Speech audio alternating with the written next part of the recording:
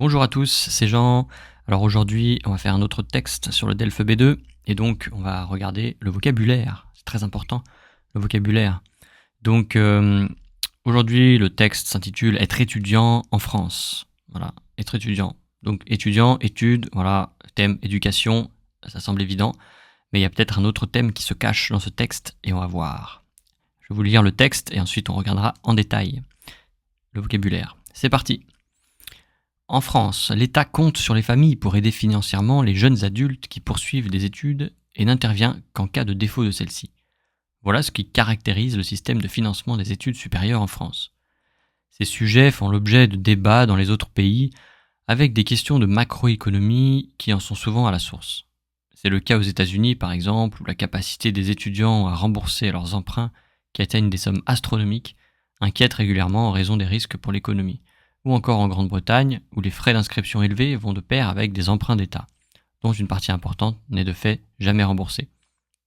Historiquement, la France se distingue des autres pays par le faible coût de ses frais de scolarité dans l'enseignement supérieur, mais aussi par les faibles ressources octroyées aux étudiants.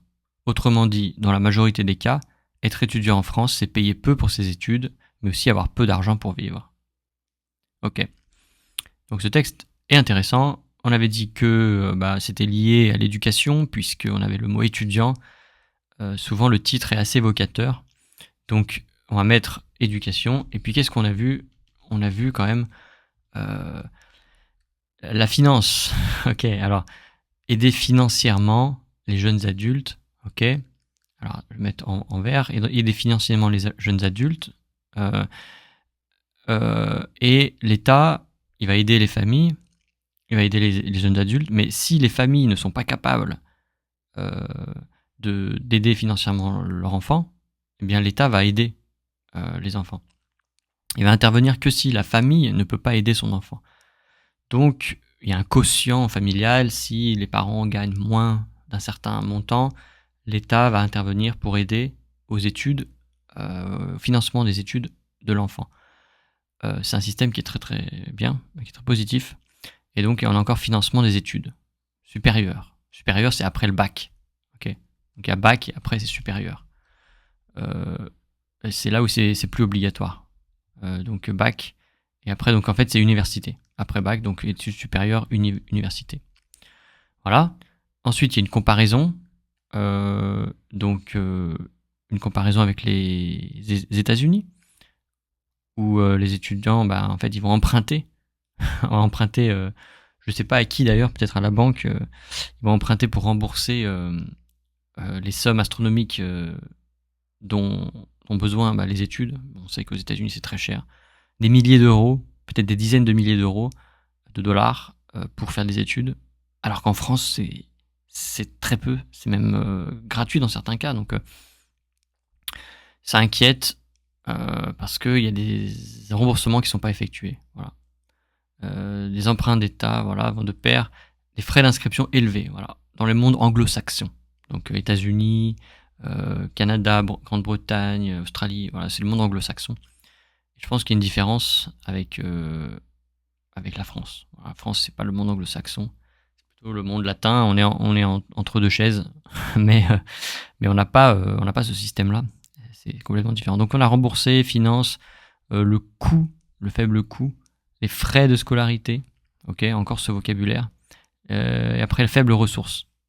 Bon alors, on va voir ce que c'est les ressources. Payer peu, mais avoir peu d'argent.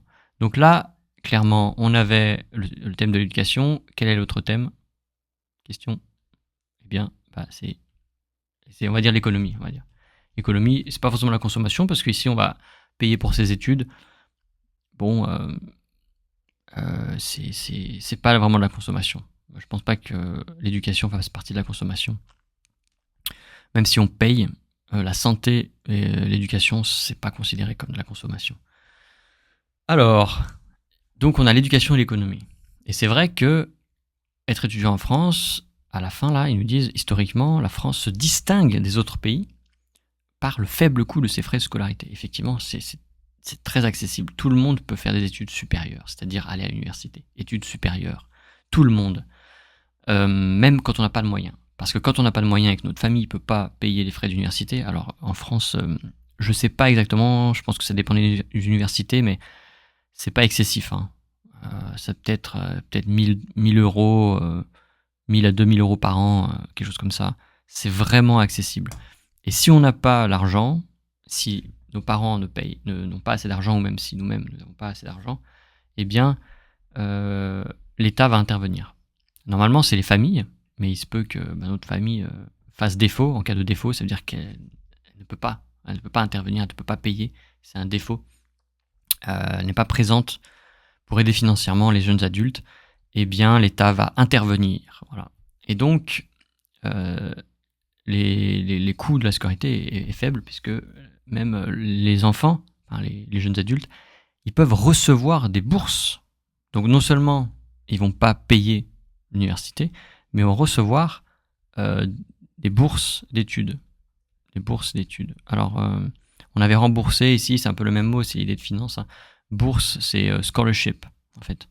Et donc, on peut recevoir des bourses, et donc, pour nous aider, tout simplement. Alors, ça peut être utilisé pour se loger, ça peut être utilisé pour acheter du matériel, peu importe. Et c'est ça, les ressources octroyées aux étudiants. Alors, je pense que ça fait référence à la fois à la bourse, peut-être. Ça, c'est financier, 100% financier, mais ça peut faire référence aussi peut-être aux infrastructures, aux dortoirs, toutes les infrastructures dont les étudiants peuvent avoir besoin, la qualité des bâtiments, etc. Enfin, voilà, tout ce qui est proposé, les ressources qui sont octroyées aux étudiants. Voilà.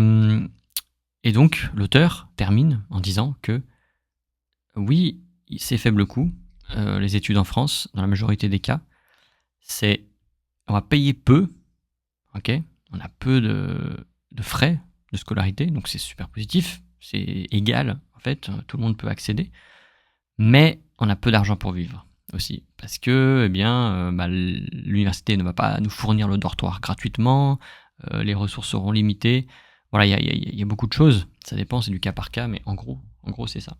Il sera cher de se loger, si on veut par exemple aller à Paris, parce qu'il y a une filière qui nous intéresse à Paris, il va falloir trouver un appartement à Paris, et c'est très cher.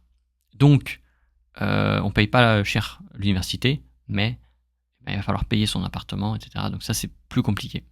Donc, il y a à la fois des avantages et des inconvénients. Et là, c'est ce dont vous pouvez parler dans votre présentation. Hein, ok. Donc, voilà, j'espère qu'il n'y a pas d'autres mots difficiles. Je crois que il y a des risques. Bon, là, ça nous intéresse pas trop, puisqu'en fait, c'est pas en France. Je pense qu'il faut aussi prendre pas mal de recul. Vous n'êtes pas obligé de parler exactement du contenu du texte complètement. Vous parlez de la difficulté de manière générale ici, ce qui est évoqué en fait, être étudiant en France, donc comment ça se passe, et on parle de la finance. Donc, je pense que le paragraphe intéressant ici, c'est ça. Hein. Donc, il y a des faibles coûts, mais on a peu d'argent pour vivre, c'est ça. Alors après, on peut se poser des questions. Hein. Quels sont les coûts des étudiants? Ça dépend des étudiants. Si l'étudiant habite chez ses parents, si l'étudiant est obligé de se déplacer dans une autre ville pour suivre des cours dans une autre filière, forcément les frais vont augmenter, etc., etc. Voilà. Donc voilà, j'espère que ça vous a aidé. Hein. Je vous rappelle la disponibilité de tous les ouvrages sur le DELF. Donc moi je vous recommande surtout cet ouvrage qui s'appelle 200 expressions de l'actualité et qui va beaucoup vous aider avec des expressions, avec des exemples et il y a d'autres mots de l'actualité, mais c'est vraiment ce dont vous avez besoin. Et bien sûr, préparez-vous, lisez beaucoup, écoutez les informations et je vous souhaite bon courage et à la prochaine fois.